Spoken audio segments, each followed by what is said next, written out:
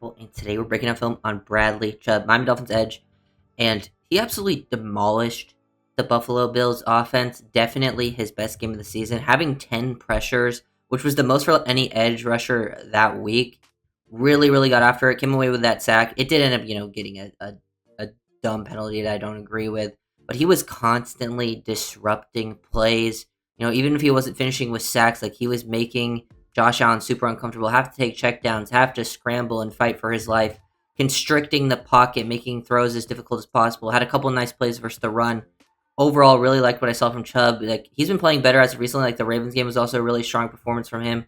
Jalen Phillips out of there, he kind of became the main guy. I'm actually really excited to see Chop come back this week because I think Chop is a player that I think people expected more from, and I think really the main reason he hasn't been able to produce as much is just a lack of opportunities. I think that's the main reason. And Jalen Phillips was probably the main reason for that lack of opportunities. They both play like that left side edge. Bradley Chubb, we're comfortable on the right side. So I'm kind of excited to see them together. I think we're going to see pretty good performance is from Chop, throughout the rest of the season. Washington's a tough one, so we'll see how that goes. But I do want to see that duo, Chubb and Chop, as like your main two guys, see how that kind of plays out. Because, man, Chubb was looking back to his old self in this game. He does a really good job, like flattening and getting people off balance. So he softens this edge. Really good job mixing up his tempo. Like he has really good tempo and feet to keep offensive line off balance. Like you can see, he gets a little foot fire there, shoots out that hand, even gets hands to face, and look at just a perfectly placed long arm where he's attacking the outside half of this guy. But the long arm goes right into that armpit on the inside of the offensive lineman, completely knocks him off balance, which then gives him that counter back to the inside to then finish on Josh Allen. Josh Allen, he's a tough guy to actually finish sacks on because of how, big and athletic he is, but really nice job there from Chubb on the finish. Really good stab, with that inside hand, catching Deion Dawkins off guard, who's quite a good offensive tackle. They end up calling a personal foul because he kind of crawls off of him, even though this is what Chubb celebrates all the time. He's constantly crawling when he gets sacks. Another one where he gets a nice little pressure, attack the outside half, get him to open up, leave that space. Just understanding, good job mixing up your tempo. You want to attack that outside half, and I think he did a really good job, understanding your pass rush lanes. You don't want to ever go too far past the quarterback, allow him to step up. So, he attacks the outside half, knowing that he has the inside blitz coming from Tyrell Dotson because they're running cover 0. But he knows he doesn't want to get too far upfield.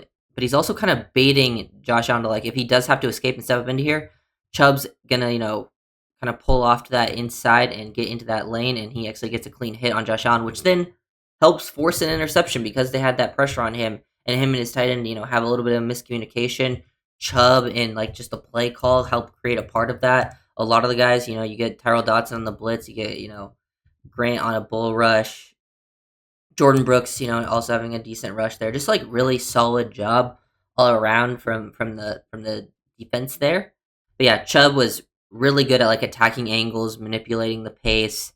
Here, working a stunt, you can just see the power getting a clean hit. They work the stunt with Sealer. He's the loop guy loops around and catches 76 off guard. Just showing some shock and violence in those hands, knock him to the ground. Boom, clean hit on Josh Allen, forced a check down. This was at the start of the game where, it was 3rd and 12. They end up going 4th and 1, and it forces them to go for it because they aren't able to quite get as clean of a hit.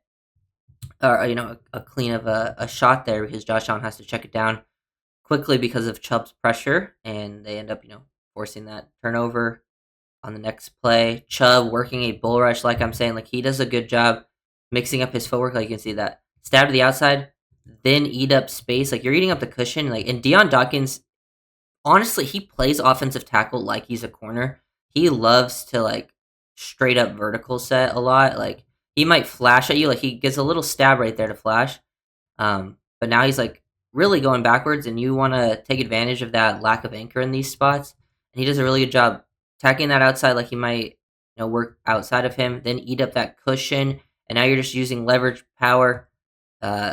Just don't give Josh Allen space to step up. Here, they get a completion. Or actually, this is the one they dropped. This is actually, they end up dropping that ball. I forgot. This is the one in the rain before half. But just really good job where you're still having outside leverage contained here. So if Josh does try to escape outside, you're still in a position to at least chase him. And then you're also up enough into the interior that if he tries to step up, you're in a position to make that tackle. You know, really, really solid pass rush when it comes to maintaining your rush lane there from Chubb. And I think that's something the Dolphins did really well in this game. Is a lot of guys just really kind of rushed together. Chubb, this is another big play. They leave him unblocked. Zone read. They're running zone read, RPO. You can throw the bubble to Dalton Kincaid. Chubb is able to stay patient, then get down once he sees the ball, stand it off, and he'll make the tackle on James Cook. And that was a 3rd-and-2 run. And then they stopped to make it 4th-and-1. Him and Jordan Brooks, Kenneth Grant's also kind of involved. That's a really solid play to make them punt off of the rip of the game. These are like tiny little details that Chubb was making the difference on here, avoiding the block from Deion Dawkins. He's slanting to the inside of that B gap, throws off this play completely because they're pulling the center around. They're trying to run pin pull. But he just completely beats him to the point of attack. Doesn't make the initial tackle on James Cook, but completely destroys and blows up that play. Nice to see Chubb making some impact plays versus the run. Because I don't think we've really seen that at all this season. You've seen some flashes of pressure and sacks. But his run defense hasn't been great. But he made some multiple impact run plays in this one. Here he's getting chipped. Not able to quite to finish the sack on Josh Allen. But this is still a solid rep. You're the crash guy this time on this stunt. So you're knifing to the inside here. You crash down, take out the guard there. Sealer loops around. And now they're both basically free. Because they're not able to pass it off. He takes this guy out of the play. Dawkins now has to pick and choose to either stick with Chubb or go with Sealer. Goes, pretty much ends up blocking no one. Chubb's just not able quite to finish because Josh Allen was prepared to break the tackle. So would like to see him finish there, but it's just another play where he is making things as difficult as possible in those spots. Here you get to Chubb lined up on the interior. He's not the outside guy. He gets 1-on-1 with a guard. He ends up playing almost as a spy because he is the looper. They crash down here with I think that is Zeke Biggers. So he ends up looping around kind of late, but they have multiple people to block him. But he sees Josh Allen escape the pocket, and he just turns into almost like a spy pursuit player. Love how constant. He was never if he had a chance to hit Josh Allen, guess what? He hit Josh Allen, and it was never the only penalty he got was that one dumb one where they called him for climbing over him, but never for just a late hit or anything. He was constantly hitting him right after the play, perfect timing. And Josh was exhausted. If you're watching the TV copy, Josh Allen was absolutely gassed all throughout that game. Just constant problems here, commanding attention, and this is a big part. So this play is a very good example of just play call and execution. So Dolphins do a perfect play call. They disguise coverage. They're showing zero. They drop out of it. End up playing, I believe, a variation of cover 2. Where maybe the safety cheats to the inside. But they end up working a stunt up front. So the play call confuses Josh on the back end, and then up front, it ends up being a loop, a stunt with Grant and Sealer. And Grant's going to come in free on this side. So Josh Allen sees Grant about to come in free and steps up this way.